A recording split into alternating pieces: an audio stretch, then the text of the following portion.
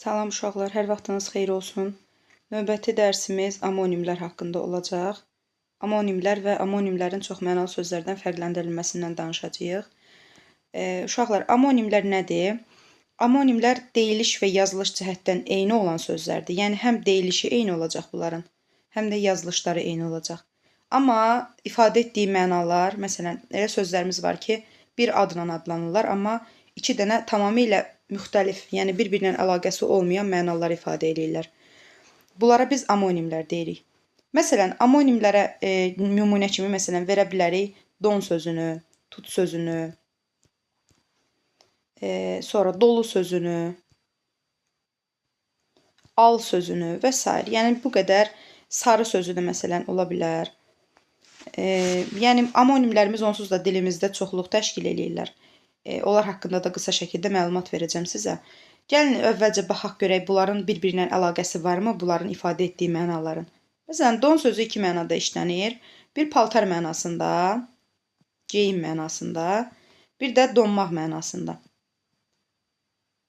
Eyni cür adlanırlar hər ikisi, eyni adla ifadə olunur. Hər ikisinə don deyirik.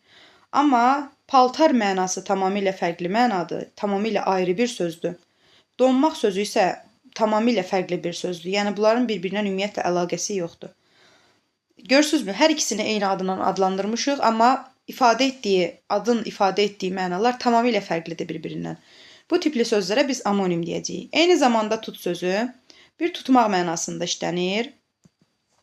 Bir də meyvə, tut. Yeyilən meyvə olur, qara rəngdə. Ona deyirlər tut.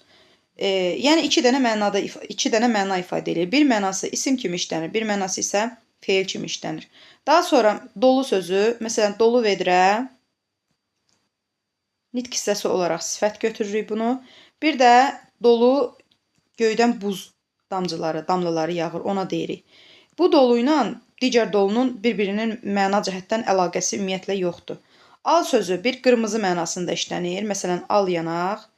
Bir də deyirəm ki, bazardan 2 kilo alma aldım, almaq. Bir-birindən tamamilə fərqli mənalar ifadə edir. Məsələn, sarı sözü sarımaq mənasında, tərəf mənasında, bir də rəng mənasında işlənə bilir. 3 cür mənada işlənir, hər biri də bir-birindən əlaqəsiz mənalardır. Bu tipli sözlərə biz amonim sözlər deyirik. Ümumiyyətlə, amonim sözlər unutmayın ki, yadınızda qalsın ki, həm eyni nitq hissəsinə aid olur, həm eyni nitq hissəsinə aid ola bilir. Həm eyni nitq hissəsinə aid olurlar, həm eyni nitq hissəsinə aid olurlar, həm də fərqli nitq hissəsinə aid ola bilirlər. Bu nə deməkdir? Yəni, amonim sözdür. Məsələn, onun ifadə etdiyi məna, hər iki məna ola bilər ki, və yaxud da 3 məna ifadə edir. Hər ikisi, məsələn, eyni nitq hissəsi kimi istifadə olunur.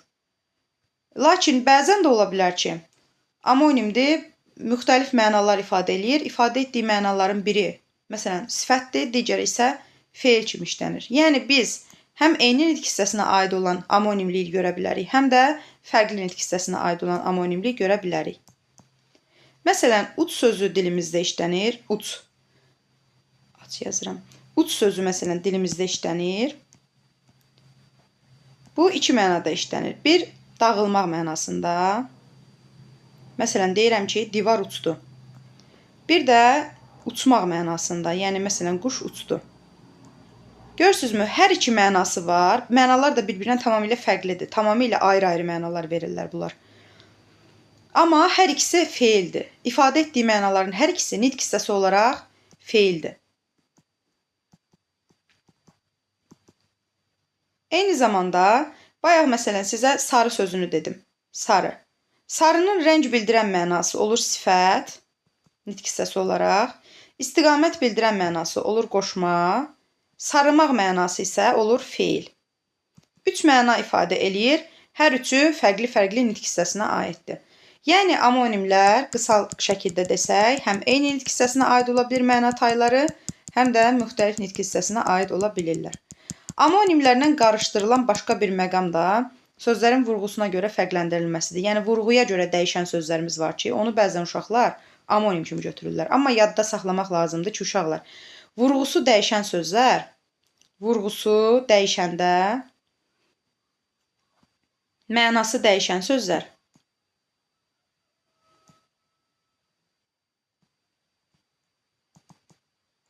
bunlar amonim sözlər deyillər. Amonim deyil. Niyə amonim deyil? Ona görə ki, biz amonimləri deyirik ki, həm deyilişləri eynidir, həm yazılışları eynidir.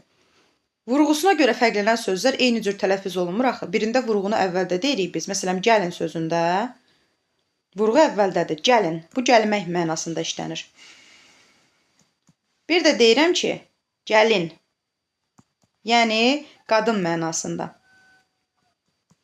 Bununsa vurğusu sondadır. Bunların hər ikisini mən eyni cür tələffüz eləmirəm axı. Və yaxud da alma sözü. Bir deyirəm ki, alma. Əvvələ salıram vurğunu. Bu, inkarda olan feildir. Almamaq mənasını ifadə edir. Bir də deyirəm ki, alma yedim. Alma yedim. Bu isə meyvə mənasını verir.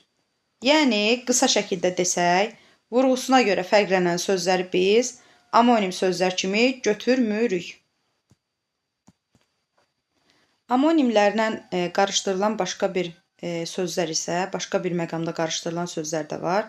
Bunlarsa formalarına görə fərqlənən sözlərdir. Yəni, başlanğıc forması fərqli olan sözlərdir. Ümumiyyətlə, yadınıza saxlayın ki, biz deyirdik ki, başlanğıc forma sözlərin leksik şəkilçidən sonuncu leksik şəkilçi daxil olmaqla qrammatik şəkilçiyə qədər olan hissəsinə deyirdik. Düzdür? Ümumiyyətlə, amonim sözləri götürürsünüzsə, yadınıza qalsın ki, amonimlər başlanğıc forma əsasında müəyyən olunur. Köklər əsasında müəyyən olunmur. Yəni, bir sözün əgər başlanğıc forması iki məna verən sözün başlanğıc formaları hər iki mənada üst-üstə düşürsə, bunlara biz amonim sözlər deyə bilərik.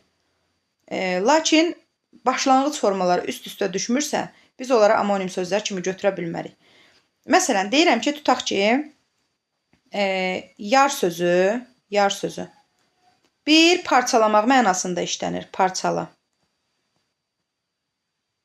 Bir də sevgili mənasında işlənir. Hər iki mənada işlənir və iki mənada da bunlar başlanğıc forması axı üst-üstə düşür. Hər ikisində başlanğıc forma kökdən eynidir. Ona görə bunu biz amonim söz kimi götürə bilərik. Bir də məsələn deyirəm ki,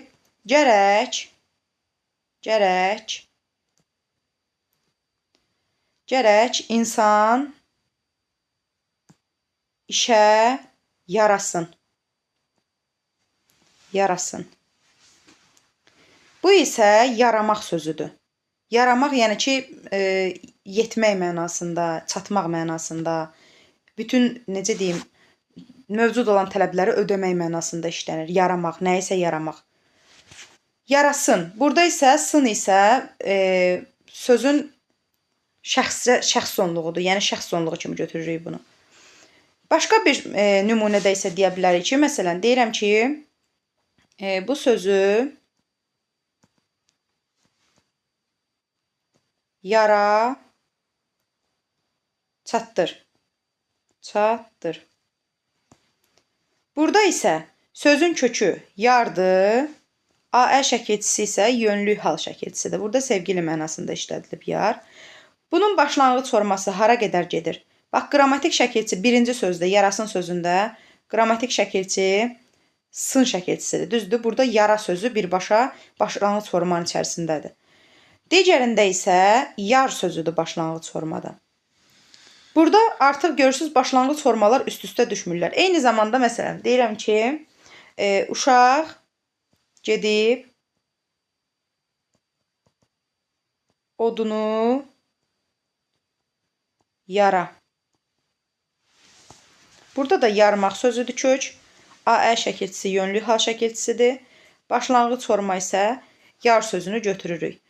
Görürsünüz, bu iki sözdə, üçü də yaramaq sözüdür. Yara sözüdür daha doğrusu. Birində yara birbaşa başlanğıc formaya daxil olub, ikisində isə yar sözü başlanğıc formaya daxil olub, Aə isə qrammatik şəkilçidir. Ona görə də burada başlanğıc formaları hansıların ki üst-üstə düşür? Bu tip sözləri biz götürəcəyik amonim sözlər. Amonim. Amma ilk olan nümunədə başlanğıc forma digərlərinə üst-üstə düşmədiyinə görə biz bu sözü artıq digərləri ilə amonim söz kimi götürə bilməyəcəyik. Amonimlər haqqında bu qədər uşaqlar. Çoxmənalı sözlərlə amonimlərin fərqləndirilməsini danışaq indi. Amonimlərlə çoxmənalı sözləri nəyə əsasən fərqləndiririk? Biz çoxmənalı sözlərdən danışanda dedik ki, çoxmənalı sözlərin ifadə etdiyi mənalar arasında bənzərlik olur. Yəni, bir-birinə bənzəyirlər. Həqiqi məna ilə məcazi məna bənzərlik əsasında formalaşır. Məsələn, deyirəm ki, tutaq ki, ətək sözü, dağın ətəyi, bir də şalvarın ətəyi kimi işlənir. Şalvarın ətəyi. Həqiqi mənada şalvarın ətəyi kimi işlənir, məcazi mənada isə dağın ətəyi kimi işlənir.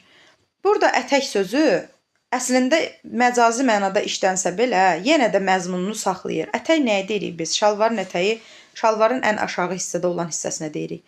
Dağın ətəyi də nəyə deyirik? Dağın ən aşağıda olan hissəsinə deyirik. Və yaxud da qol sözü, deyirəm ki, insanın qolu, bir də deyirəm çayın qolu. Burada da insanın bədənindən kənara çıxmış hissəyə qol deyirik.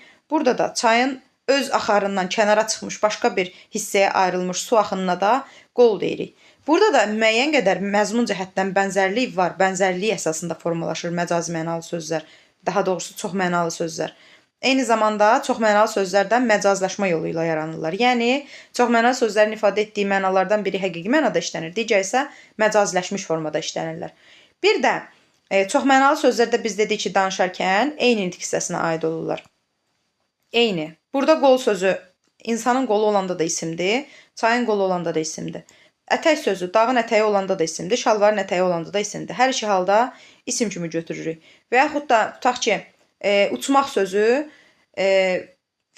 həqiqi mənada işlədiksə yenə də feildir. Məsələn, deyirəm ki, quş göydə uçurdu. Həqiqi mənada işlədilib, təbii ki, feil kimi işlədilib. Bir də deyirəm ki, o xoşbəxtlikdən uçurdu.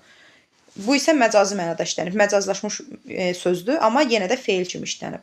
Yəni, hansı formasını götürürsənsə götür, çoxmənalı sözün, həqiqi mənası hansı mənada işlənibsə, məcazi məna ondan bənzərlik əsasında yaranır. Eyni zamanda, çoxmənalı sözlərin ifadə etdiyi bütün mənalar eyni nitq hissəsinə aid olur. Əgər əsas, yəni həqiqi məna isimdirsə, ondan törəmə, məcazi mənaların hamısı isim olacaq. Yəni, isimdən isim törüyür, feildən feil törüyür, sifətdən sifət törüyür. Bu cür. Amma amonimlərdə isə biz dedik ki, mənalar arasında heç bir bağlılığı olmur. Məsələn, don sözü paltarla donmağın heç bir əlaqəsi yoxdur bir-biri ilə. Tamamilə fərqlidirlər. Eyni zamanda amonimlər fərqli nitq hissələrinə aid olurlar. Məsələn, paltar mənasını ifadə edən don isimdir, donmaq sözü isə feildir nitq hissəsi olaraq. Fərqləndirəcəyimiz əsas cəhətlər bunlar idi. Bir də əlavə olaraq məcaziləşməni də dedik. Çoxmənalı sözlər məcaziləşmə yolu ilə yaranır. Məcazilik olur içərisində, bir məna həqiqidir, digərləri məcazi olur. Amma amonimlərdə isə məna taylarının hər biri həqiqi mənalı sözlər olurlar. Həqiqi mənalı ifadə edirlər. Bu qədər uşaqlar, amonimlər haqqında da bu qədər. Çoxmənalı sözlərlə amonimləri yaxşı öyrənin. Çalışın ki, onları bir-biri ilə qarışdırmayasınız. Çünki demək olar ki, elə leksikanın əsas mövzularından biri amonimlərin çoxmənalılarla fərqləndirilməsidir. Bunların testini də bugün axşam sizə qrupa göndərəcəm. Sağ olun, hələlik.